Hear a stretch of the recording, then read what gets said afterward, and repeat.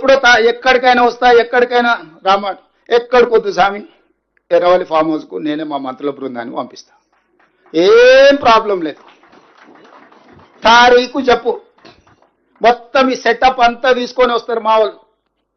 Erravalli form హౌస్లోనే చర్చ పెడతాము. చంద్రశేఖరరావు గారి ఆరోగ్యం అంత గొప్పగా లేదు, రావడానికి ప్రయాణం చేయడానికి ఏమైనా ఆరోగ్యం సహకరించకపోతే మీరు కుర్చీ వేసుకొని అక్కడ కుర్చీలో కూర్చోండి చంద్రశేఖరరావు గారు.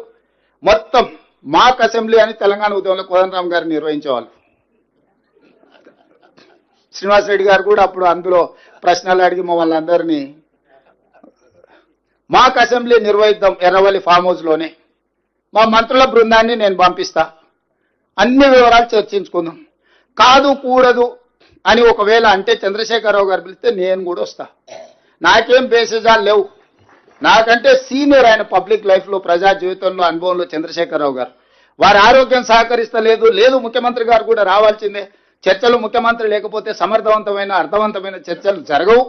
ముఖ్యమంత్రి కూడా ఈ చర్చలు పాల్గొనాలి అని చంద్రశేఖరరావు గారు కోరుకుంటే ఎర్రవల్లి ఫామ్ హౌస్లో జరగబోయే ప్రజాప్రతినిధుల సమావేశానికి నేను కూడా వస్తాను. తారీఖు నిర్ణయించండి. క్లబ్బులు పబ్బులు అంటేనే మాకు కొంచెం ఇబ్బంది.